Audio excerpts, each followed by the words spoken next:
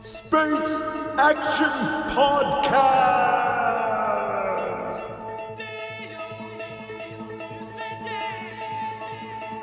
with your hosts Chris Carson and D.C. and Shama.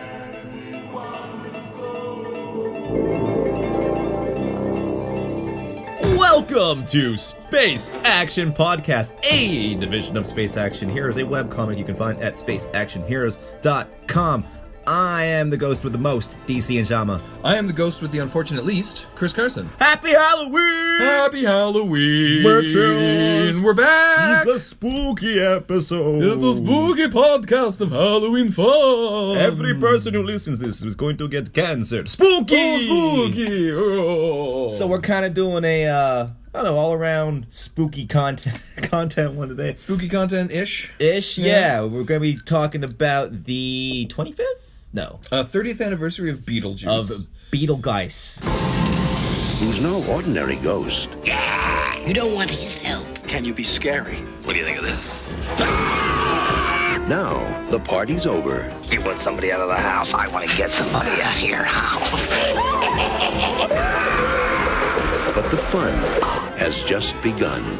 It's showtime. Beetlejuice. One of my favorite probably actually my favorite Tim Burton movie ever. I have to give that to Edward Scissorhands, I think. See, Edward, we'll get into it, but Edward I like, but Michael Keaton as that character is just, he's the polar opposite of Edward just because he's so extroverted and introvert. And a monster. But oh my literally. God, that character, he's in it for 50 minutes and still Beetlejuice himself, captures the whole movie. And his iconic striped suits in it for 40 seconds literally or at the last third. Yeah. And also we're going to be delving into a little bit of a Black Mirror and possibly something else, Carson. Dun, dun, dun! Maybe something else. I mean, I got a surprise. Oh, nice. I'm looking forward, because I'm not even sure, I think. I might know what you're talking about, but then I'm really tired. So I don't actually know if I know what you're talking about. So we'll get into that. So I guess we start with Beetlejuice. Happy 30th anniversary to Beetlejuice, 1988. I think one of the first attempts Tim Burton had at making original stories before he was just an adaptation guy. What he did before that? He did Frankenweenie? Was that his first one? And that then Beetlejuice? Would have been his first one. Let's see what we got here.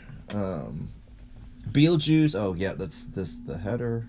Beetlejuice, a little factoid at you listeners, is that the studio didn't want to call it, because the spelling in the film is the spelling of Beetlejuice, which is, how do they spell it? It's like Betelgeuse, like the constellation. Yeah, because like the constellation, and the whole point was it wasn't supposed to be phonetically accurate because it was the demon had to trick you into saying his name 3 times, so you couldn't read it. He had to trick you into saying it. But the studio didn't want it, wouldn't let it be spelled that way. Then they didn't even want it spelled Beetlejuice, like as in Beetlejuice. And they wanted to call it, what was the name they came up with that Tim Burton talked about in the documentary? And Scared Sheetless. Yes! No, I heard that story. And they were like, because he made a joke. He's like, what do you want me to call it? Scared Sheetless? And they're like, that sounds great! And they really wanted it. Oh, bad. Scared Sheetless. Scared Sheetless. That's a terrible title. That was and he had to fight for Beetlejuice and ended up compromising with Beetle, Beetale, Juice, Juice, which is still weird. That's the only place it appears. So fucking funny. I remember one of my favorite stories about that movie. One time, my sister and I were watching it on like YTV at 4 p.m. on a Saturday near Halloween. Right? Nice model. They did not believe it. Nice fucking model. And that's where, and that's where the commercial break was. So you knew they had to have seen it. Nice fucking model! Someone got fired for that. I had to have been. Someone absolutely But then did. later on, because they were just looping it all night, it repeated at 9, still in there. Really? Still in there, and it was great because it's like, nice fucking model, get the new McDonald's kids meal, and blah blah blah blah. Super Soakers now available at Walmart. Yeah. Mom, can I get a fucking Super Soaker? Hey, nice fucking dinner, Mom. Yeah. Honk honk. But like, I fucking love that like Tim Burton really had no predication as to what Beetlejuice was, what he looked like. That was kind of an advent of just the day of doesn't want to make this adaptation element to it. No, like there's no character. I don't think that's happened like that. Like a bio exorcist. Yeah, like such a cool. That name alone is awesome. And I like the implication though that because remember the movie they have what's the guy's name, the spirit Tome's spirit guide or Thomas's spirit guide. I don't remember the one that Gina Davis is reading about how draw a chalk on the wall in order to get the handbook for the recently diseased. Diseased, yeah. Or Deceased, deceased. honey. It was the name. I don't remember the name, but it was like McSweeney's, but not that. And then at the end of the movie, they're reading the book for interacting with the dead and the living. Yeah. So I like the concept that this happens more often than not. Where people are compatible with their fucking with their ghosts. Yeah, it's pretty great. And the whole movie pretty much takes place in a house. It's like one set.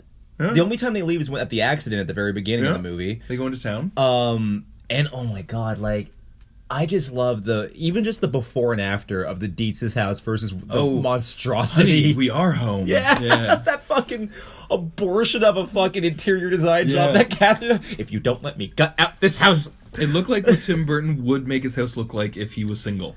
Like, yes, that was his bachelor pad. That was his bachelor Those pad. are his sculptures. Those are Were they actually his? Those are actually his. That's awesome. Which is kind of cool. When they did the TIFF did a Burton exhibit a couple years ago. They had them. They had the I don't know if they had the actual stop motion puppets, but they definitely had the full sized sculptures from that movie. I'm trying to remember, because that was a long time ago. That was like 2010, 2011? I think I wasn't still in OCAD, but yeah, it's been a hot minute since that one. I remember I went to it, and me just being the ever fucking asshole, I was like, oh, this is all the space they gave for this exhibit? It's like it was 2 small. rooms. It was really small. It was a small little place. Still pretty cool, though. Like, my favorite thing was there was that handwritten note from Burton to Depp. The cannibalism. Yes, one, right? like because it's the only fucking funny part of that whole movie. Yeah. And I just love that was the inception of the idea of just Tim Burton was in the parking lot, like ooh, and wrote it down on a piece of paper. What did it say?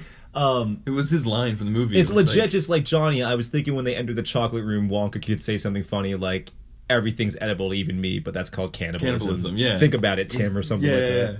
People eat people. But then also, too, that movie, I mean, just to dip into that for a second, was the decline of Tim Burton, of Johnny Depp. That's when they were getting into their shit show movies. I guess Burton's part and parcel Halloween-y, man. There's like a Halloween scene in every goddamn one of his movies, so we can rope that in. Yeah. Charlie, I don't know what the plan was with that one. If that was coming off the coattails of... Did he do another adaptation before that? I think the biggest thing that offended me about Charlie and the Chocolate Factory is that it revealed Tim Burton as being a little less of an artist than I thought he was, because his opening credit sequences just went to shitty CGI. Because there was always such amazing model work. The Edward Scissorhands is still one of my favorites. And the whole opening of going over the community and then to the model from Beetlejuice. That one's phenomenal. Yeah, that elf. It just transitions with the great music. Yeah. And I'm not going to put it in this week because I'm tired of copyright notices. But I'll find a way. How many are we up to? 3? We got 2. We've up to in total like 5. We've won. Woo! We've won 2 of them, lost 1, and now there's 2 up in the air right now. Wait, so what happens when we lose them? I have to take the music out. Or they put ads on our podcast, so I just take the music out. So if they put okay. Better Call Saul ends. If anyone goes back and listens to our Better Call Saul podcast, it ends with like in place of the music track, you just hear our voices over top of because they went in with an algorithm and removed the music. Get the fuck out! Yeah. I didn't know that. I'll have to check that out later. It's like the last 30 seconds. So I was like, it's not worth re-uploading this and re-editing it and everything. Funny. So right before Charlie was Big Fish. I'm not a fan of Big Fish. I believe you do like Big Fish. I recently rewatched. I liked it because I read the book too. Mm-hmm. And in the book, it's one of those things. Darker, right? It is. He's a little bit more of an asshole. Like it's not like he might have been cheating on it with Helena, but he was boning that chick. Like they all fucking knew, kind of thing. But having said that, I rewatched it a couple years ago. Totally forgot every detail about it. Mm-hmm. And I don't know if it's just because my dad's older, so my relationship to him is a little bit closer than that of the movie. But it destroyed me the second time I watched it. Every time I watch it, I just think I get technical minded about it. You're saying that, yeah. There's the one scene that really comes to mind. First of all, it's Tim Burton's Forrest Gump, which isn't the greatest thing. But then the scene that always comes to mind is when he sees her for the first time and time slows down, the popcorn's in the air. And just the editing in that shot is so counterintuitive and so atrocious. It's so quickly just shot. Chopped. It's chopped. There's no feeling to it of like, oh my god, time is slowing down. I'm feeling that from a technical perspective and from a performance perspective. It's just like assembly line editing. And I really... That's one of the best parts of that fucking movie. Really? The technical parts always bug me. Where I'm like, oh, just cut... Well, I mean, 2 seconds later. On paper, it's one of the great moments of that movie. It's like, that's too bad. Because I never really noticed, but that they butchered it. It's sort of like the end of Infinity War, where you're like, just if you held that shot for I rewatched it recently. seconds. I like it. Really? Yeah, because it's every time I watch it, I'm like, why is it cut so quickly? I don't know, that long shot, because, circles around them. Yeah, I thought it was long enough. I fucked up on the actual Infinity War podcast. Cut back and forth. It was one long shot, but every time I always play it in my head like the end of The Force Awakens, while they're spinning around Luke, where I'm like, cut now! And 10 more seconds of camera spinning. Fair. It's the same with Infinity War. I'm like, no, you should have cut 3 seconds later. Gotcha. Why did you cut in that moment? I like it. I like it. I like it. I always go back to my first viewing of it as my staple, though. The first time, it bugged the shit out of me, so I can't let myself get used to it. I see what I you're gotta saying. still kind of be shitty about it. Oh, dude, you don't have to reinforce the notion of stick to your guns when it comes to something you disapprove within a movie. Oh my god, dude.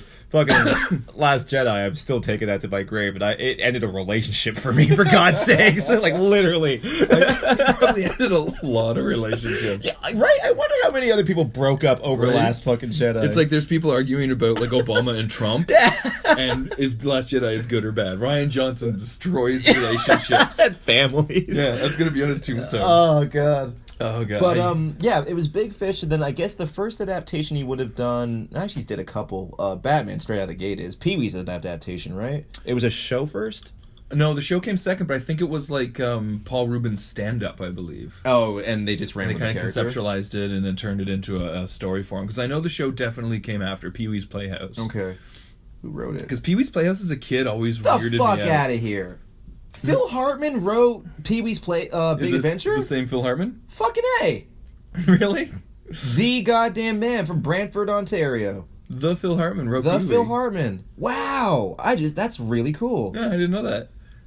Is that his picture? Look how smooth he looks in that Wikipedia picture. Man. Yeah. He looks like a pimp. He looks like a Boy Scout leader. If you're listening right now, look at Phil Hartman's Wikipedia picture. Oh my god, he looks like Phil Hartman in character as Chick Hazard. Chick Hazard. Private Eye. Oh, from a distance, it's a little blurry, so it looks like he's wearing like a Boy Scout headmaster outfit. Man's badass. You know he did like album art and shit, like he was an accomplished artist. Really? Yeah. My favorite Phil Hartman. Fuck his wife. Seriously, man. My favorite Phil Hartman story, Rogan tells it on his podcast, in between takes on filming news radio. Him, Condi Alexander, and Phil Hartman used to just get stoned in his trailer. Oh, really? Together. Yeah, and Phil would just talk about sailing, and I was just like... It's pretty awesome. How do you murder that man? He sounds like the most gentle, caring, intelligent soul. Is his wife still alive? No, she killed herself. She right? killed herself. Yeah. Yeah, she blew her brains out as the kids were like running to the cops. It's fucked up. Yeah. So she was just a monster. Yeah, the story goes that she was trying to kill the kids when the cops got there. You know, because whenever women kill one parent, they think their kids can't survive, so they have this intrinsic need to murder the kids. She was probably chugging weed cola or something. Well, the rumor is Andy Dick knocked her off the week ago. It took a moment, and that's an inside joke. That's what's called an inside joke. That was a grenade. That just took a second for the fuse to go off. That was good. Yeah, no. The rumor is Andy Dick knocked her off the wagon.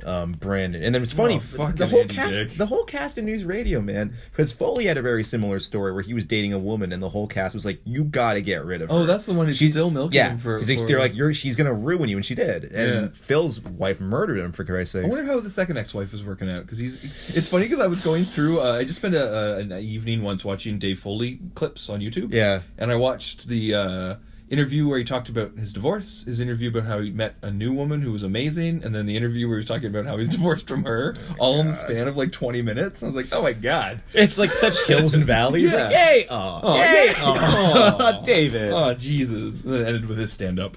I was like, yay. Oh, God. And I think this all started with Beetlejuice. It all started with Beetlejuice. We got on a Tim Burton tangent. But, yeah, I mean, Edward was original. Ed Wood is original. Beetlejuice was original. But, like, yeah, that's his first, like, original outing, man, was this flick. That's a good one. Hey, Davey. What's your favorite Tim Burton movie? Really? Interesting choice. Alice in Wonderland. That's an awful flick. Well, I guess to each his own. It's subjective. Yeah. Oh, you got told. Fuck. Sorry, man. Sorry. The score is pretty sweet. That theme's pretty. It's never wrong. Yeah, Danny Elfman's pretty infallible. Well, I was thinking I might need to reconsider and say Ed Wood might be my favorite Burton. Yeah, I agree with that. Mm-hmm. I agree. And then the only one Elfman hasn't done. Yeah. I forget who does that one. It was a story. Were they fighting at the time? They were after Batman Returns. I think they had a lot of disagreements, and they were like, "We're done." Because it always seemed to me, from listening to Danny Elfman talk about the films he's worked on, it seems like Sam Raimi was a pain in his ass, always telling him how to compose and what to compose. That's why he kept bringing in Christopher Young to... See who took over on 3? He took over on 3, but he also redid parts from 2. Like the Spider-Man Saving the Train, fighting Doc Ock and saving the train track on the album is infinitely different and infinitely better than what shows up in the film. Interesting. But Elfman refuses to share credit, so he says if you're going to bring someone in, they have to be a ghost composer. So that's why Christopher Young took over in total for Spider-Man 3. But then he's always said Burton just says, yeah, just, here's the movie, I'll see you in 3 months. I think, if I remember right, because I went and saw that the TSO, the Toronto Symphony Orchestra, did Danny Elfman music. Nice. And they showed little interviews and clips like in between and stuff. And that was one of the things you were saying is like the second, Burton was saying, like the second I remember now. If I remember right, Oingo Boingo, Burton was a fan of them or something, just because he liked the sound. Yeah. And they met, and they were like, it was like peas in a pod. Yeah, they just came together. His audio, what he heard in his head, matched what I drew, and then we were just like, that's it. We're collaborating and everything. Now. So I wonder what was it about Batman Returns that... I don't know, man. Like the exact maybe I don't know. I could look it up. Batman Returns was such a clusterfuck in every way for them behind the scenes. Like that's why Burton lost his job working on Batman. That's why Batman became super bright disco colors and nipples. All because McDonald's couldn't sell the Penguin action figures. I was just thinking about earlier when we were talking, man. You know what's another fucking Batman related Halloween movie that we could talk about? The 1997 smash hit Batman Forever. Trick or treat. And Alfred's just like, well, this seems legitimate. And then I don't recognize the green question mark covered spandex outfit. Split, burned, purple, like bright also, neon what purple kind face. of security does Wayne Manor have where two of the biggest villains in Batman's rogues Walk gallery out. just walk up to the door and knock out Alfred? Is that just being super cocky? Like, no one knows I'm Batman. No one cares about robbing billionaires in this crime-ridden dystopia. Who would ever dream to do that? It's fucking awful. But yeah, I keep forgetting that's a Halloween. So, because remember they did that for a while. I think their intention was to kind of have it be like the long Halloween, you know, where like every one would be a holiday. Because the first one was the bicentennial of Gotham, so not technically a holiday. Yeah, Christmas, Halloween, and then Batman and Robin. Was that something? I think it was. It wasn't Mother's Day or some shit. Was it Father's Day for Alfred? Earth Day? Earth Day? I don't know. I think there was a thing. Yeah, there definitely was an event. Well, it's a Batman movie. You gotta throw an event in there. Exactly. There's gotta be some sort of fucking ceremony. And then Batman Begins was nothing, and so on. And so on. So on. But that doesn't count. There's no Michael Gow. There's no Pat Hingle. That's fucking Commissioner Gordon. The most useless Commissioner Gordon. He was the Commissioner Gordon from the 60s show. Oh, it's crazy. Wait, is he? Well, just in sense of the character. Oh, yeah. How he's just like, Batman, what? Yeah. My favorite useless Commissioner Gordon moment of all fucking those 4 movies is at Batman 89. Joker hits the bell with the acid and it's blocking the door. Massive, like, 1,000-ton fucking bell. The other cops standing behind him don't even fucking help. Pat Hingle, this like 60-year-old fat dude's like, okay, let's go. Yeah. And they just he gives it 2 pushes. He goes, and then he tries again. He goes in for a second. Okay, let's go. The cops are like not even like, should we all try? No? There are a bunch of us. This is why our city's going to shit, guys. Yeah, I'm not gonna lie. This was New York. Now we're called Gotham for a reason. Oh, Lord. No, excuse me. But that's whenever he used to have integrity, Burton. Like, I don't know. Yeah, you're right. Charlie, after the Charlie, it was just... I don't know if... Like, it just feels like he ran out of ideas. It's like the quote I always go back to of Johnny Depp for an actor, saying there's only so many faces in your bag once you run out. It's all adaptations now. Mm-hmm. It seems he told the stories he wanted to tell and then just went, hey, I'm writing my own name now. I do like Sweeney Todd because I'm not even a closet music nerd. I'm a giant music nerd. I enjoy Sweeney Todd as well. That was surprising for me because it was already in the shit years. I think it's because... The exact play? Yeah. They changed a lot. Which is like, but the thing is, the changes in the movie I actually dig. Like in the original play, I forget the name of the one actor. He's done Benjamin Barker like a billion times. Really cool. Oh yeah. With the jowls. I forget his name. That actor is phenomenal. Because I remember I watched the stage show after with seeing the movie. Murder She Wrote as fucking Mrs. Lovett. Yes. Yeah. It's really good.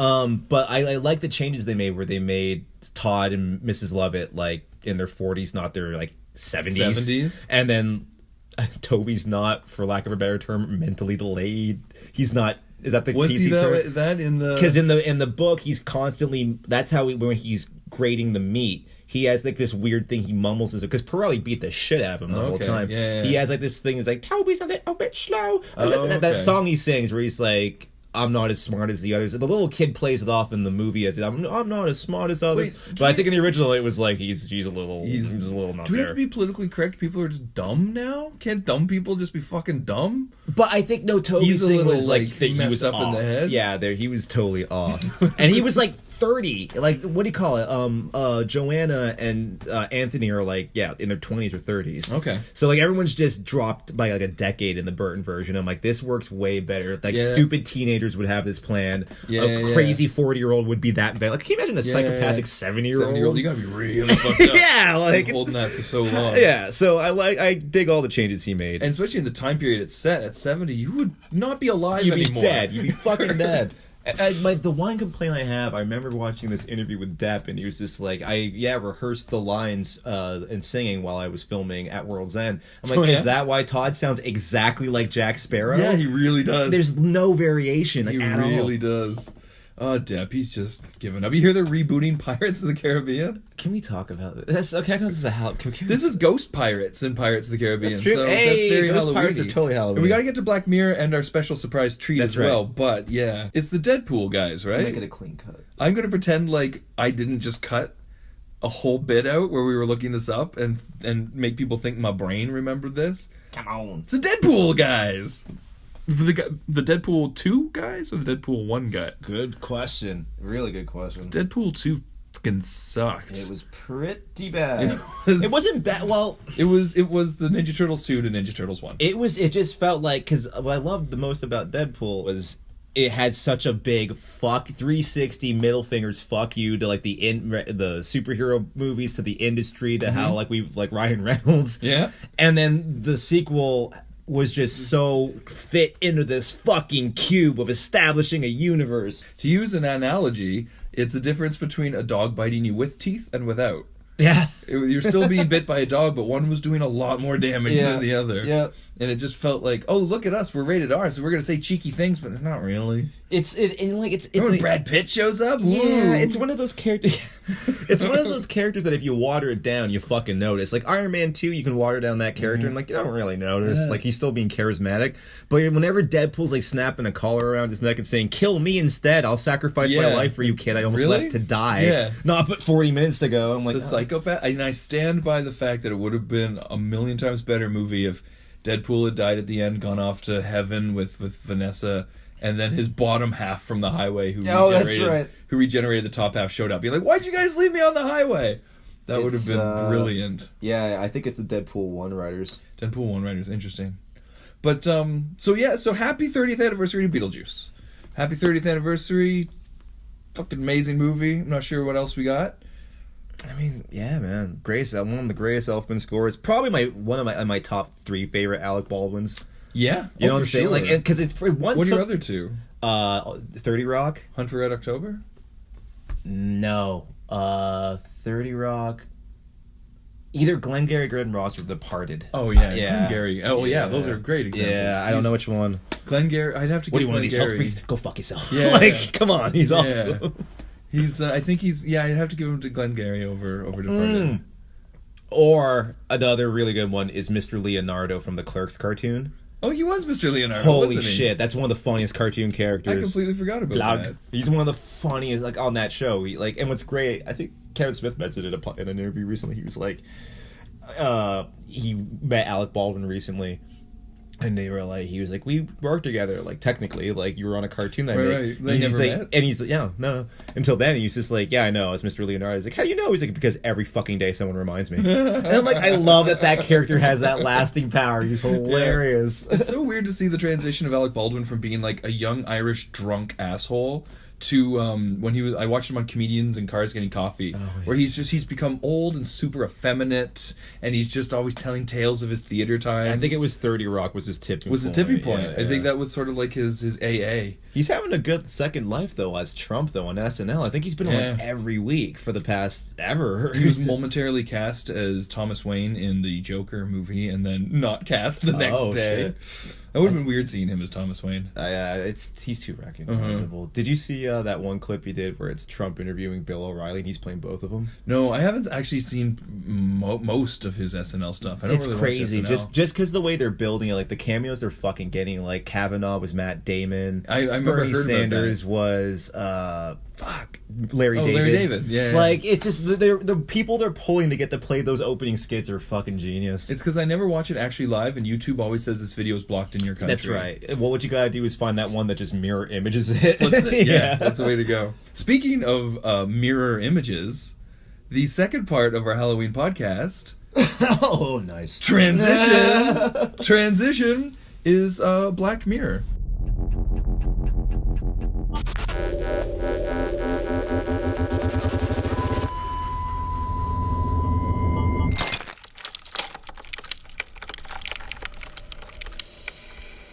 So I just started binging the fuck out of this recently for October. I need something spooky to watch. Mm-hmm. My sister is a huge fan. I had watched the Callister episode. Oh yeah, the Captain Callister. Yes, one. A couple months ago. I like that one. Oh, so good. Yeah. So fucking good. Because it's the dude from Breaking Bad. It's the dude from Breaking Bad and Jimmy Simpson from Westworld. And I watched it again recently, and I have to rewind it every time when she slaps Jesse Plemons in the face, and he just goes, "Oh fuck me!" It's. So, full confession, I binged this show about 6 months ago, and I'm still 2 episodes I haven't seen yet. Yeah, me too. I think we haven't watched say the last 2 of 4, right? Oh no, because I watched them out of order, purposely, because I was like, it's an anthology series, so I'm just going to click around and watch various ones, and I don't know what the ones I haven't seen are yet. Yeah. I haven't seen them, but I want to open by talking about how Carl Pilkington from Ricky Gervais's punching bag, Head Like an Orange. They did a whole comparison video of how many times he would go off on a rant about what story he'd like to see on their podcast and how it was an episode of Black Mirror. So how clearly someone involved with Black Mirror was watching, because he was like, what if there was a doctor, right, and you could plug in and the doctor could feel what the patient's feeling, and Ricky Gervais is just laughing. I'd be like, that's not a story. What are you, retarded? And then that was an episode of Black Mirror, and it was a really good one. And they did that for. Oh, you haven't seen that one yet? That's just the premise. That's the first 5 minutes. The doctor. It's the Christmas or the John Hamm? No, Black Museum.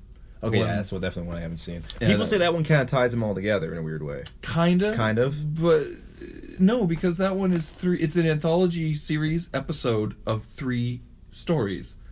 The stories aren't in any other episodes, but it's a guy. It's like the crypt keeper of that episode is a guy who owns a museum of oddities, and so he just tells a girl a story of what each oddity is, and then those 3 stories within the story. Okay. But it doesn't tie into any other episode. I'm wondering though, because that show loves its Easter eggs. Oh, for sure, because the technology always ends up being similar. Exactly, or even if every time it's like The Simpsons. Anytime there's a sign or a newspaper article, you have to pause because there's little references, like there's Waldo. Yeah, like people will have the screen like I am Waldo, or what's another one, that fucking song that they always sing. Mm-hmm. If you love me. Oh yeah. They always they used in the trailer for Jurassic World: Fallen Kingdom. Did they really? Yes, they sure did. You can change me. Something. Gross. Me. Yeah. Gross. They did. When Blue's out there, and they're playing the song. Taking dinosaurs off the island. What could go wrong? Hurt derp. When you do me, I do me. I love this podcast, guys, but oh my god, I'm so pissed I had to see that movie. I hated it so much. What a steaming pile of shit. Anyways, the creator said it's called Black Mirror because the fraction at the opening credit of the mirror breaking is to represent that this is a splintered universe, where every episode is part of a multiverse. They've actually confirmed that. Okay. So it is. So there are little ties in, but if you notice, the technology is always named something different in each episode. It's the same tech, but with a different name. Right. Because it's just supposed to be a splintered multiverse. There's at least 2 episodes where they use the term grain for one, so maybe we could just argue those are in the same multiverse. In the same multiverse, sure, yeah. But I think my favorite one is the John Hamm Christmas one. I didn't like that one. No? Nah. I found it really that one. pandering for like American audiences. I like the stories in it. The idea of being stuck in a box for 2 weeks where every minute is 1,000 years is terrifying. That is something that, like, I don't know, there's something about a thought like that. Have you ever smoked salvia? No, I have not. Okay. Because I remember hearing stories about it, and I was like, that sounds a little too much for me. People usually just have giggle fits, but I've always had these horrible nightmarish moments. So imagine taking your plainest vision and taking like a slice of it, and you know when your computer freezes and you drag the window, it creates like a bunch of copies? It looks like that, but just that slice. So there's just a trillion of your eyes. Okay. Stretching up into a tray. I just start like slashing my face with a razor just to make it stop. You want to. You know? Like, that's my personal experience with it. The idea of being stuck in that little box for essentially an eternity and you can't even sleep. I was that's like, when he's training the girl, right? Yeah. Oh, that made my skin crawl. I think that's why I like those episodes so much, because each one was so fucking horrifying. Yeah. Like, existentially horrifying. And that's what I love about that show. Every single episode, there's at least one part where I just go, that's fucked up. You know, I've gotten in the habit of doing it. This is so embarrassing. I was texting my sister whenever, you know, the plot twist happens, because there's always a big reveal in the second act. That's not the reveal, but there's a crazy twist. I love that too, because we know so much about movies these days. I'm always so refreshed to be surprised. And like, despite the casting, you don't know who's going to make it. Yeah. This guy, you think your main character dies in the third act, and you're like, what? What? But I mean, the first act, I should say. But no, like, what I love about that show is usually there's a twist in the first like couple, like 10 minutes, and I just love going like, oh, this mirror gonna get black. Oh, you just got black mirrored. I want to say one of my favorite episodes, one of my least favorite episodes. One of my least favorite episodes is the black and white one where it's the Terminator dogs. Which then another one I haven't seen yet. Oh, okay, because that was just an episode of the X-Files ripped it off in their revival season, where it was the exact same fucking thing. And one of my favorite ones is because, again, like, well, even if you haven't watched a trailer for a movie, we're so indoctrinated into movies. We know we can call plot twists pretty early on most, you know, McDonald's fucking movies. Agreed. This one I did not see coming, and it was really annoying me. Where the kid, have you seen? I don't want to spoil it in case you haven't seen this one. Where the kid is being told through his phone, the internet, to do all these things. Like, he has to go. Oh, that's one of my favorites. Because with that Radiohead ending. Yeah. Well, because it got about halfway through, I was like, why the fuck would he care so much about being filmed jerking off? Why would he care? And it was starting to really frustrate me. And then you find out at the end, spoilers, is because he was jerking off to kiddie porn. And like his mother's reaction. And then the trolls just release it anyways. Oh, because that troll face, everyone knows that smarmy face. It's now one of the most disturbing. Every time I see it, I get a crawl up my. I'm like, that's good writing. Yeah. I see that thing now, I am mortified. Yeah. That ending is one of my favorite Radiohead songs, exit music for a film. Yeah. From OK Computer. And also used it at the end of Romeo and Juliet. The Baz Luhrmann one? Yes, it was. Really? Mm-hmm. I gotta watch that again. I love that movie. But yeah, that fucking ending is just like, it makes you want to throw up. It's so chilling, because you're like, that's what I love about that show. It's unforgivable to everyone. There's no innocence. Because they don't deserve to be forgiven, most of them. No, like fucking the one with Bryce Dallas Howard. Yeah, right. Where she just goes crazy. And she just, it's like that meltdown she has at the fucking wedding is what, like, I'm not a huge fan of her. She kind of bugs me. She's so bubbly. That's why I couldn't stand it. So they're really leaning on it in the first third of that episode. I'm like, why? But when she's covered in shit and she's screaming, waving a kitchen knife, I was like, oh, that. You need to lead me to the sweet side. So when you pushed her into the insanity, it was even more devastating. And oh my god, she crushed that performance. Which is just my favorite's like, fuck, we can say it, huh? Fuck. And she just goes, fuck! And it cuts to that one girl at the table and she flinches. And another great episode was the one where they're living in that world where you have to stare at ads because you go into debt if you don't. Have you watched that Daniel Kaluuya one? The one where he convinces the girl to go for the American Idol stand-up. So upsetting. And then she fails and is put into the prostitution, and he can't not watch the ads. If he blinks, they shut it off. It's so gross. It also made me realize that's what you get Daniel Kaluuya for. He's really good at sweating and like looking stressed out. Holy shit. Very intense, But that one was one I think... I can't say the problem is that's I think YouTube now with all the ad pop-ups. Oh my god! Tell me about it. Ugh, it's getting annoying. Fuck you, YouTube. Your YouTube red bullshit. I realized the irony you were saying that on YouTube. Hey, we're also on Bandcamp. That's where you should be listening to this shit. But we are on YouTube, and YouTube, go fuck yourself. No offense. Anyways, you're just gonna hear over that entire segment. YouTube red. Oh shit! What color's that mirror, Carson? It just got black. Oh shit! But that episode, I think I don't know. I know multiple people who are having this problem where their Netflix plays it out of order. I don't know where that happens in the series. I made the conscious decision to play them out of order. So if that was going just randomly for you, that's pretty horrible. Yeah, it's the second episode in the series from season 1. But which one? The one with the bikes. Okay. Yeah. But and also I love how that one's synthesized. I love the way when people can tell a story with no fat on it. I like Mad Max, you know, it's just or Fargo. Like it's just like, wow, there was zero wasted space and no expense, like over expense that we needed in that movie. It was perfect.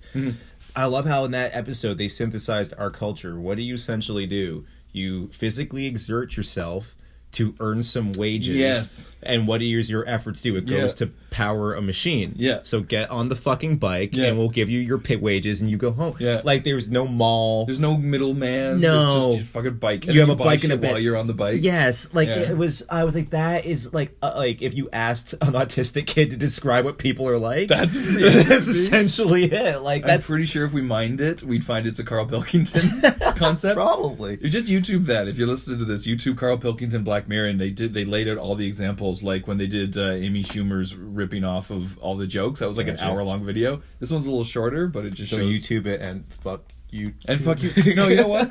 YouTube used to be I'm going to go off on YouTube for a moment. This might get edited out. But YouTube used to be a great collaborative place to go and post your shit and be seen by the world. And then literally 5 years ago, all the people who own stocks in television bought up all the stocks in YouTube and have been turning it to TV ever since. So now there's YouTube Red. Half of the people I used to subscribe to on YouTube have disappeared to YouTube Red, the subscription version of YouTube. There's algorithms in place now to fuck over specifically people like us putting videos on YouTube. So YouTube's gotten horrible. If you want to just scream at YouTube, there's a YouTuber called Comic Book Girl 19, and she nearly quit YouTube because of the bullshit of YouTube. And she goes over the whole pantheon of ridiculousness in one of her videos. You should watch that video. Just look Comic Book Girl 19 YouTube, and you'll find her video where Sounds she's freaking out. Spooky. Halloween. I'm scaring creators of original content. Ooh. Anyways, rant over. I think my favorite episode of the series so far, just for like emotionally, how I was like, oh, you're fucking kidding me. San Junipero. Which one was that? It's like this, it's a redhead and she's dating this black chick. That might be one of the two. I haven't seen that. I won't spoil it, but essentially, I can't say, no, I can't. What's the first act? This girl, it's like the 80s, and she goes into a nightclub. It's very Stranger Things. Like, it's in the 80s. No, I think I have seen this one. And is it the only one set in the 80s? Yeah. Then I have seen it. Because they make a point of being like, it's the 80s. Yeah. Because the next act, technology. it's the 90s, and they make a point of like, they do like the same montage going down the street, but the posters have changed kind of shit. But the end of that episode is you find out the two of them are in this like Matrix like simulation. It's essentially like the Oasis from Ready Player One. Like that dating app episode too. Yeah, but in real life they're just two women, and one's like this old lady. Yes, and then one turns out to be paralyzed. My heart just fucking fell out. I remember that one scene where she starts screaming at her, and she's like, don't you see when your husband didn't want to join you here, he abandoned you, and she slaps you. She's like, don't you talk about him about that way. It's like, I fucking loved him. We had kids together. When that kid died, you have no idea that dialogue. That's like an end of life thing, right? Yeah. It's like your last hurrah before you shuffle off the mortal coil. And then when you die, you have the option of living there. But the writing in that scene when like they're both in the wedding dresses and she's telling her off, I'm like, this is one of the most profound fucking shows I have ever seen. The social commentary they can do on gender relation, our reliance on technology. Because I've been, and again, the whole realized thing's so steeped in that technology, the creepiness of our how reliant we are, symbiotic relationship with it, and how it's changed people. How it's like a zombie movie where people have literally their personalities. I watched today, dude, at my goddamn job because I stand right by the cash register. The number of times people just pass, they don't hold the door open for each other. They don't even look at each other. Even without their phone. They don't make eye contact. They don't say thank you. Yeah. They just go through life expecting doors to open and shit to be there. And when it's not, they immediately get pissed off. Yeah. Why? Because on your phone, if you want to look at a picture of the Taj Mahal while listening to fucking, Africa by Toto and jerk off, you can do it right away. Now we have no patience for reality. Anything. Anyone. People. We don't have patience for people. And here's the irony. If you believe in, like, the one consciousness and the person standing next to you is just you with different parents from another life, asshole, they're not looking at you either. So we're all just bumping into each other. Like, literally, I watched today people just walking by. This guy had a stroller. And someone opens the door and just walks in. And he's staying there to leave, right? Like, waiting for someone to hold the door.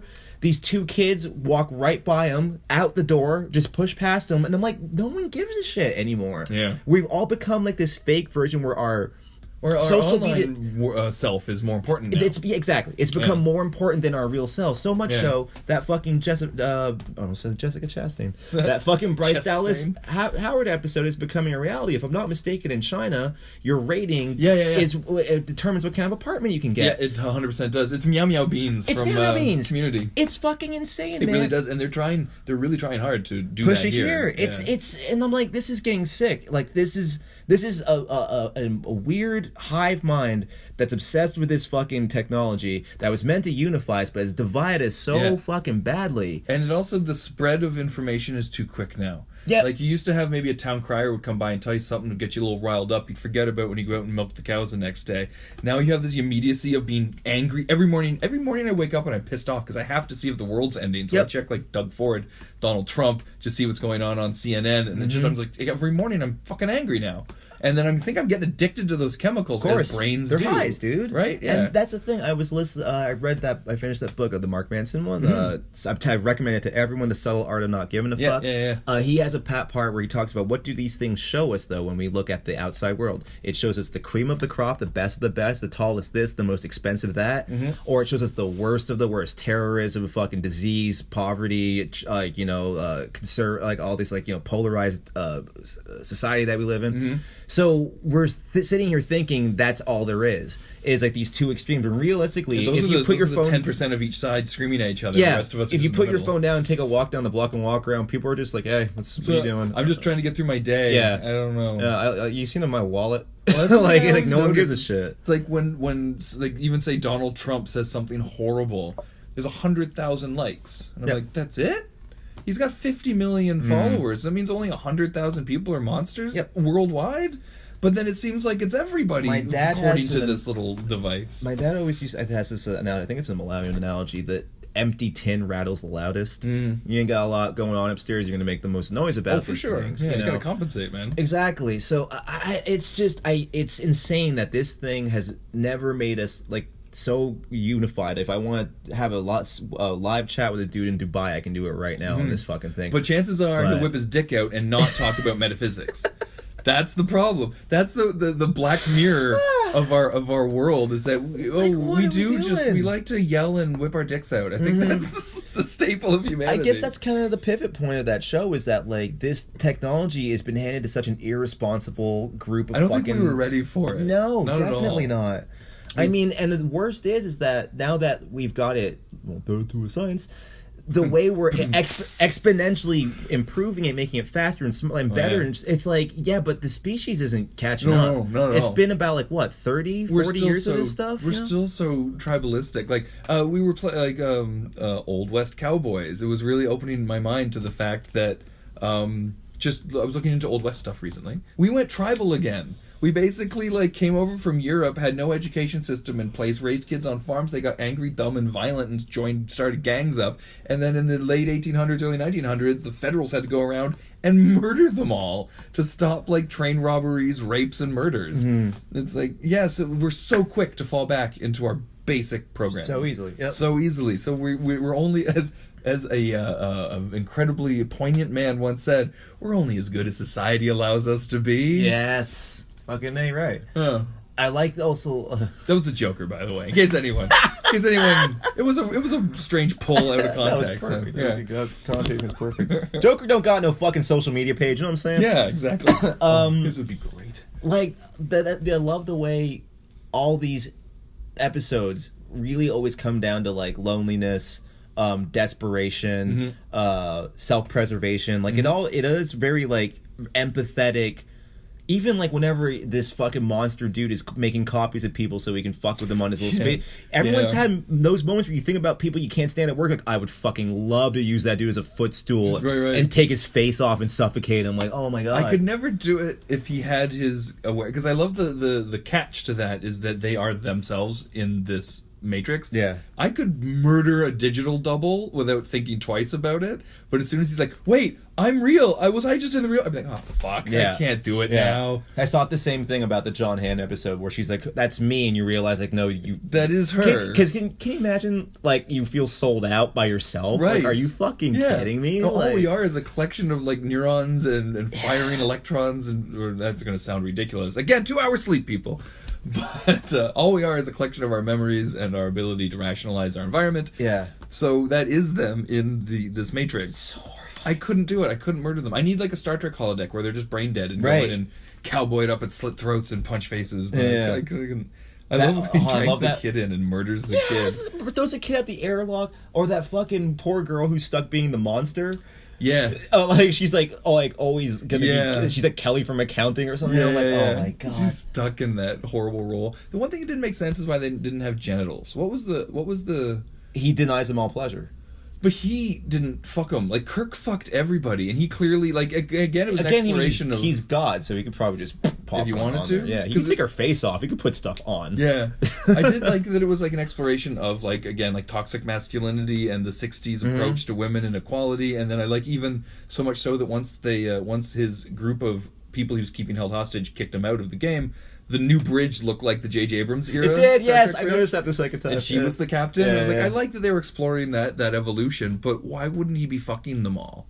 Like, I think that would have made him even creepier if he was just fucking them all the time.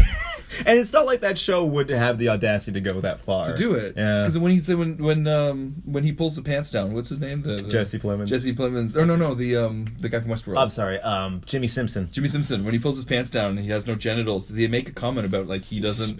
He's smacking it. How Plimpton didn't want them to have genitals. He wasn't sexualized in any way.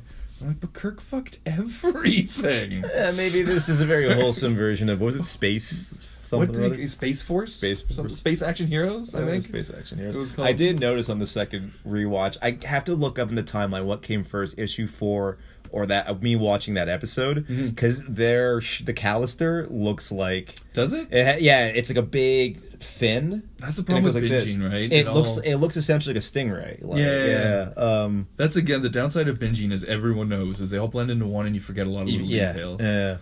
But yeah, I love that show. I highly recommend if you haven't watched it already. Like, in terms of like someone who just cannot stand everyone who's like locked on their phone 24/7, I was like, thank you. This show makes me feel comforted, and like I don't feel ironically as alone as I thought I was. Where I'm like, everyone's on their fucking phone all the time. No, like this show's clearly very insightful. It's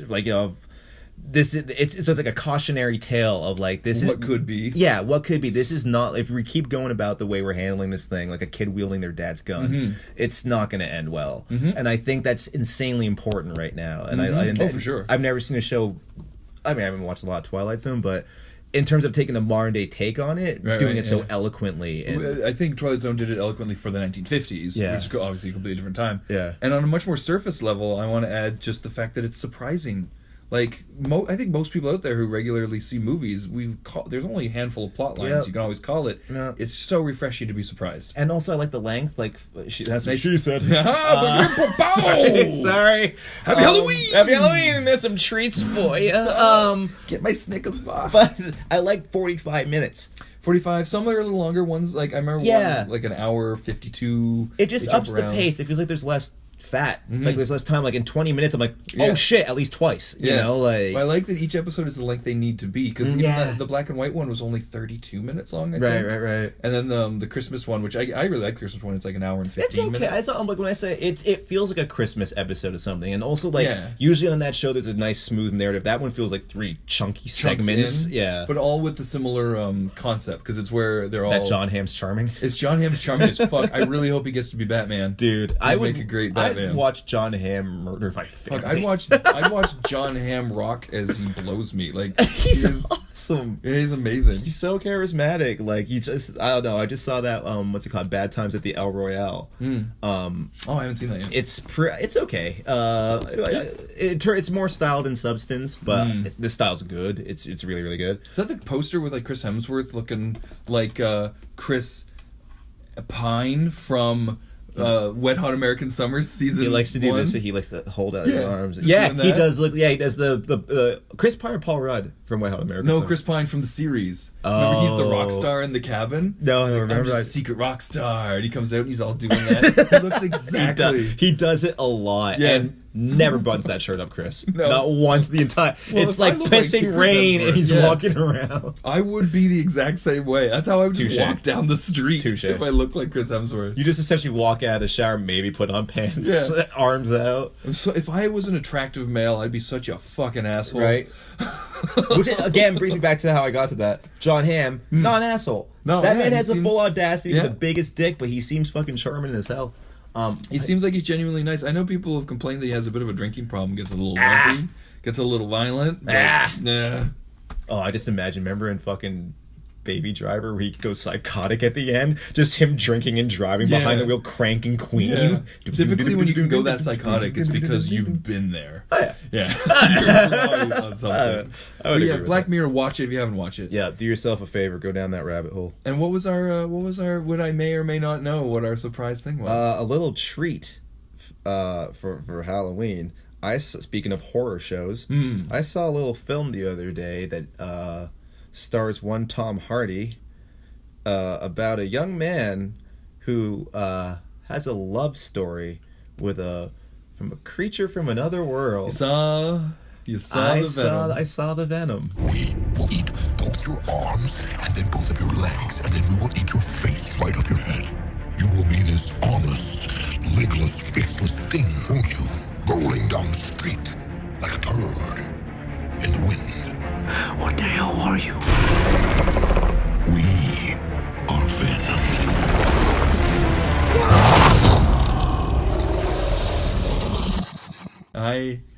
I'm so sorry that you had to sit through that. I also saw the Venom because I thought we were going to do a podcast, then we changed the podcast. But yeah, isn't it? You know what? You're a loser like me, Eddie. We're both kind of losers. I'm a loser on my planet. That's the reason you stick around. That's Venom? Really? Venom's a loser? Good to know. I wish they just leaned into it. One, if they just were able to make it an R rating, I think it needs to be a little more fucked up. It was supposed to be. Yeah, They you could claim feel it them pull wasn't, it. but You could feel it, but it was pulled back. well, because the new Spidey suit from the next Spider-Man movie, he's in black with a white spider. So I'm like, are they going to tie this in to Venom? Oh, interesting. But how is that going to work? I don't think so. I thought that someone put a side by side of his suit from Homecoming? it's another series run where it's like that darker blue. Oh, So- it's straight up black though. It's In the dark new blue. suit. The new one? I'm The pretty new sure it's Holland just- suit. No, yeah, it's the blue. new Holland. It's dark blue because I think it was hold on. If they just ran with, because I actually kind of enjoy. Remind me of Shaun of the Dead, where a guy breaks up with a girl and in crazy, ridiculous circumstances brings them together. It's the DNA of a love film, but we just turn it into a monster movie. Yeah.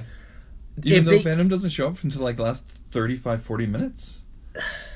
If they just like push that a little bit more, like that part where he actually makes out with Venom, I was like, as if you had the balls to put this in the fucking movie Oh, because in the comic books, his girlfriend also becomes the symbiote for a while. second. But like Yeah. it was the part where they literally have him like licking the tongue. I was like, this. If they just pushed it a little bit further and just made it like, no, we're kind of making fun of how stupid this movie is. Yeah. But you could feel them pulling back in a lot of spots, like Yep. every single paint by numbers fucking fight scene whenever Venom would just be leaping around. The tendrils. Oh, with the tendril, like it was always foggy and it just guys shooting. And what does he do? He throws them into walls. I'm like, it's not visually impressive. Whenever you have a big CGI thing just throwing around CGI people, I tune out really quickly. Yep, it just gets boring. That looks black to me, sir. That's blue. It's a dark blue. I swear, it's a dark blue. I don't know, it looks so black to me. Is this like The blue dress. What color is the dress? or the what was the audio one? It was I looped it like 84 times. How come I don't know this? yeah. Why did that immediately escape my brains? Because I also forget it. We just talked about this Black Mirror. We're fucking our brains are. Oh, God, we're Our Black short-term Mirroring. memories are. See, because I'm perceived. If you at home are listening to this, Google Spider-Man Far From Home new suit and comment whether you think it's black or blue, because I think it's black. Laurel, Yanni. Laurel, Yanni. What do you hear? I hear Laurel. Laurel. Yanni. You're hearing Yanni. Yeah. Laurel. Remember they did the science of it where it's like we discovered that you always have to turn the bass up and I always have to turn the treble up when we're listening to music? And it actually, the science of it is the frequencies that we hear. You remember that? We had this whole vaguely, yeah. And then when they slow it down Laurel, it goes Yanni, Yanni. When you slow it down, and I can hear Yanni. Yeah. A guy actually made a video about it where he was like, "This is bullshit, man," and then he actually slowed it down and went, "Oh, I heard Yanni," and then I heard it too. So how do I hear Laurel? I can't hear Laurel? I guess he can't hear Laurel. Well, that's bullshit. Yeah. Now I'm mad. That's so weird, though, for objectively, that I hear Laurel and you hear Yanni from that thing. And I swear to God, this is, to my eyes, this is a black suit on Spider-Man Far From Home. He even ran out on Kimmel. And it was black. It looked black to me. I don't know. I think it's just a dark-ass blue. I don't know. I hope this is the new Laurel and Yanni. Yanni. Please comment below Yanni. what color you think the Spider-Man Far From Home suit is. There was a bunch of pics of him with MJ and stuff. They're all gone now. Yeah. They've all been pulled. Interesting. I guess they were leaks after all. And Marvel, I mean, it's not like Disney doesn't contribute millions of dollars to Trump's campaign and his government, and that government is constantly making corporations have more rights than people. So it wouldn't shock me at all if Disney can now go, "Oh, we'll sue you if you put up a picture from our fucking movie." Yeah. I think it's a stealth suit that's from one of the. Oh, that's Spider-Man Noir. For fuck's sakes, that's not the one. Yeah, Anyways, I think it's someone put it side by side. It's from another comic book. It's like a special suit. It's Spider-Man Noir. Spider-Man Noir. Noir. What this one? The fully black one. Because he's in 3 suits in this new movie. He's in his original Homecoming suit. He's in the suit that I believe is black and you believe is dark blue. And then he's in a full, like, Nick Fury Agent of S.H.I.E.L.D. suit. Oh, that's right. Yeah, I did see that picture. Yeah. So it looks like he has 3 suits in this one. Interesting. Sell those action figures. But, yeah, Venom sure fucking sucked. It just needed to. It was kind of like, I'm kind of gonna be a risque bad guy movie, but so not annoyed really. by that Eddie Brock voice. Oh I'm Eddie Brock. I'm from there were New several York. parts where he just felt like Charlie Day in Always Sunny in Yes, Philadelphia. he did. Like he was all sweaty and his eyes were all beady. I don't know, man. I don't don't know what I'm supposed to do it right now. Just leave me alone. Yeah. I was like, is he gonna make it? It's all a conspiracy, Mac. It's all a conspiracy. All right, like it just like it was almost getting there when you sit in the lobster tank. I was like, oh, okay. The moment that made me really check out was when all the SWAT shows up and they're like, masks go or whatever. And then he actually goes, "Masks go!" And then Venom, I don't remember what the word was. Masks, yay, or masks go, whatever the fucking line is. And then he just Venom looked terrible. It wasn't great because they couldn't have like any hint of the Spider-Man. We had white veins. It looked weird. Remember when they put the final shot in the movie in the trailer? That whole ending, I was like, I know what happens. Can we leave? Yeah. Like, we're done. Like, And we then put this whole scene in the trailer. Do you remember how the Marvel-esque after credit scene was just a clip from Spider-Man Into the Spider-Verse? How fucking lazy is that? End? At the very, very end. They had 2 post-credit clips. I didn't bother. One was Carnage. Whenever I saw Woody Harrelson wearing a Ronald McDonald wig, I was out. I was like, I'm leaving. Wait, why is Carnage like 60? Why is he so old? Why? And like it was like it reminded me of the end of Masters of the Universe all over again. I'll be back. Where like it's just like it's going to be Carnage. And I was like, oh god damn it. Like that's the best writing that you could come up with. Like how fast did you rush this piece of shit? Well, this is a Sony movie. What's shocking is that it did well, and now there's debate whether or not Sony's going to pull Spider-Man out of the Marvel universe, take them back, because the contract ends with Spider-Man Far From Home 2, where he's in that sweet black suit. Laurel. I'll never hear Laurel. I don't know if scientifically speaking you can ever hear I want to hear Laurel. Don't you tell me what I can and can't do. Because every video I've seen is for Laurelers to say how to hear Yanni. But maybe you have to speed it up or however reverse it. I don't know.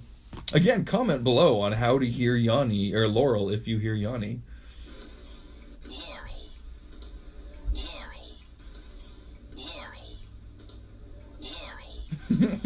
leaving this in, by the way.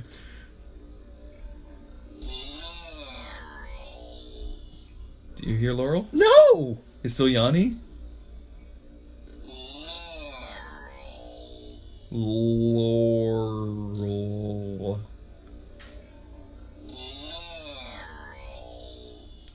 I'm just getting I'm just getting all... So weird. So our brains are literally wired differently for frequencies.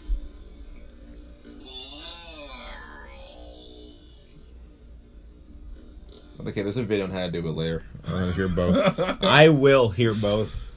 So comment below Laurel or Yanni, black suit or dark blue suit, and what your thoughts on Venom were. Because I bet you they're not going to be good. There's going to be nothing good that came out of that one. And also, if you had to be stuck in a Black Mirror episode, which one would you pick? Which episode would you pick? Oh, I like the San Junipero, but then you have to die. You have to be like 60 to get it. Or Then you get to live forever. Yeah, it kind of sucks. I want to live forever because there's no end to knowledge. But can you just stay on the beach, or can you, like, if you want to go be a fighter pilot for a day, can you go off to, like, World War II land? What happens if the power goes out and the system crashes? Oh, there's got to be backups. You think? Yeah. What if that factory that they put him in that grid they had was huge. What if there was nuclear war? What if, like, a terrorist bombed that That's factory? the least of your problems. Like, you're dead with everybody else. Dead anyways. Like, yeah. But would your sudden reality just end, or would you, like, float off into the ether? I think you'd switch off. Well, that sucks, because then you have to debate yourself, like, wait, if I just naturally died, would I have, like, transcended to a fourth dimension of my consciousness? Now I'm stuck in this fucking computer? You're stuck in, like, a battery at the bottom of the ocean. Yeah. Oh, my God, yeah, that Damn would suck. And that's horrifying. Yeah. Oh, Jesus Christ. And to know there's another version of you out there, because you're just a copy, basically. I don't know. Which one would I want? The dating one was horrifying. They're all such horrifying Yeah, worlds. they're not great. What one would you least want to be in? I'd have to go for the black and white one where they're fighting. I still haven't seen that one yet. There's no twist on that one. It literally is just. Actually, I don't know if that fucks things up. I mean, okay, I got one for when I would want to live in. The one where the world where the Prime Minister fucks a pig, because I just get to sit in a bar and watch that. Everybody fucked up. He fucked him for like 2 hours. That was the weirdest part. Dude, remember you know how long it would take for you to come trying to fuck a he had pig? to come. Yeah. 2 hours, I think that's pretty But impressive. how did he stay hard even? Did they give him pills? I think they say something about, like, they gave him pills or something to help. Ugh. Yeah, come on, man. You know what? Oh, God. I'm gonna take the contrarian point of view and say if you just closed your eyes, plugged your ears, Oh, God, but you... and just get it over with, like the faster I come, the faster it's over, the faster I come, the faster it's over. What if the inside of a pig's anus is like a fucking... like the outside of a seashell? I assumed it was a lady pig and it was in a pig vagina. Oh, this changes everything. If I'm watching a show where someone's having fucking straight sex with a pig, that's bullshit. That's gotta be a male pig. That's bullshit. I don't know why. I always assumed it was a lady pig. It's gotta. His fucking balls were banging against his balls. It was horrifying. Oh, that's a hog then. A hog for a hog. Jesus.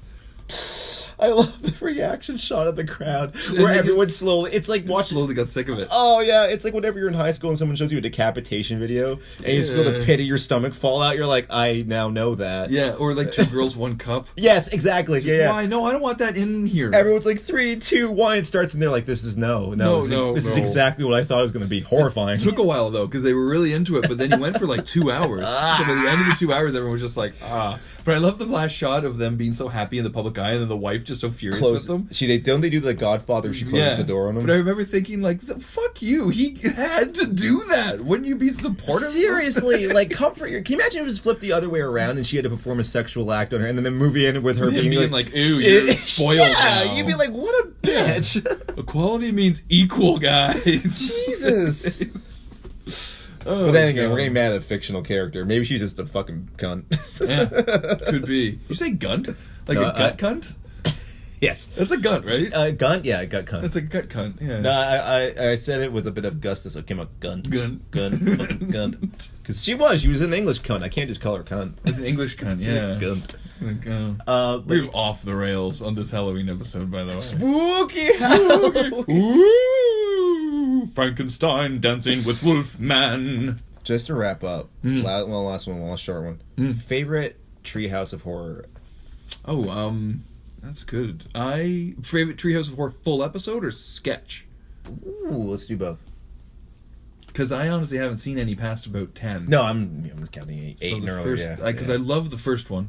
just for what it is. Just the fact that you're like, oh, this weird animated aliens, Raven, people, Quoth the Raven, Nevermore, and what's the third story? Oh fuck, what was the third story? Them getting beamed aboard the ship. Oh, the house. And some stuff. Maybe your brains will ooze. Yeah. And what was the one with the monkeypox? I really like the monkeypaw one. Oh, I think that's season. Oh, maybe that is that season. Where they were given, where Homer got his wishes and just kept fucking everything up. I like that one. My favorite's still fucking. I got from that shop right over there. Oh no! Wait, it was over there. You'll be sorry. You'll be sorry. The Shining ripoff one is great. The fuck. Wait, now I don't think I have it right. Maybe you're. Hold on. The Bram Stoker Dracula one with Mr. Burns is pretty great. They're all really great. They're so good. Because that's the thing about The Simpsons. The Simpsons was consistently good until it wasn't, and then it really wasn't. Like immediately. Well, if it isn't Little Boy. So many good one-liners from that. Like, it's become a language. Oh yeah, 100%. Did you watch the new one? I haven't touched. I don't touch that show. I don't think I've watched the last. I mean, I don't think I've peppered in a few episodes for the past. Because they're like season 30 now or something. I remember, this is a sad little way to go out on this podcast, but I remember when The Simpsons first put their thumbnails of every episode up on their website when the internet was first starting to explode, and like really explode. Like everyone was getting high-speed internet. Dial-up was become a thing of the past, and it was more thumbnails of good than bad of Simpsons episodes because they were only up to like season 13. And now it's so much more bad than good. Yeah, it's crazy. So much more bad than good. Yeah. But like still, like when people say The Simpsons, they think of those first seasons. Yeah. But then I know kids like I know kids, buddy. I hang out with kids a lot. No, a friend of mine. Panel van. Yeah, a friend of mine. I mean, I have nephews. I have like niece. I have friends with younger brothers and nephews. They all think the early Simpsons are stupid. They're all like, I don't get this. This is slow. And what is going on? Yeah. It's not transcending to the new generation because they've never stopped. I'm wondering if because Disenchantment, I just finished that, if that's more relevant to them. It has to be kind of like sensational. If you just have a story about a family living in a house, you're like, who gives a fuck? Yeah, maybe. They gotta be like wizards and shit now. That was another conversation, but I wasn't a fan of Disenchantment. But yeah, it was. I think my favorite one's it's the one where Willie keeps getting the axes in his back. So that's it's the Shining one, yeah. The time traveling toaster. Yes, that one's amazing. Favorite ones. Yeah. And the third story is when the teachers are eating the kids. Oh yeah. Fattening up Martin. Bad at this. He just falls down. Yeah. Because Willie gets an axe at every story. It's so good. That's the problem. I don't know what bits are from which Halloween. Usually I can try, because when you said the monkey paw, that kind of threw a wrench in it. I don't know which ones. That's the only one I can think because there's that through joke. Mm-hmm. That joke was Willie. Getting hit. And then the first one I remember being like, that was 1990. I was 8 years old. I was like, this is actually kind of creepy. There was Quoth the Raven, Nevermore. I was like, ugh. I remember watching. The Telltale Heart one was great too. Sorry. Wait. Where Lisa wasn't that's a Halloween that's one. the Winona Ryder episode. Yeah. It is. But and I was thinking of even in the what's it called? The episode where the teachers are eating the kids, the noise when they're falling in that giant meat restaurant, it's so brilliant. You're like, oh, Jesus Christ. Simpsons were always good with noises that nailed your psychology. Like, I get thirsty to this day when I hear the Simpsons drinking beer noise. Yeah. Yeah. I'm like, I now want to drink something. I'm now thirsty. I could agree with that. They're good at that. Yeah. Whenever Homer eats a bag of chips, He made me try pork rinds for the first time, and I fucking nearly threw up. They're so fried pig's skin. Jesus Christ, what is wrong with us as a species? What is wrong with us? Happy Halloween! Spooky! Dracula dancing with Wolfman. Maybe they'll hook up. Maybe they won't. And scene.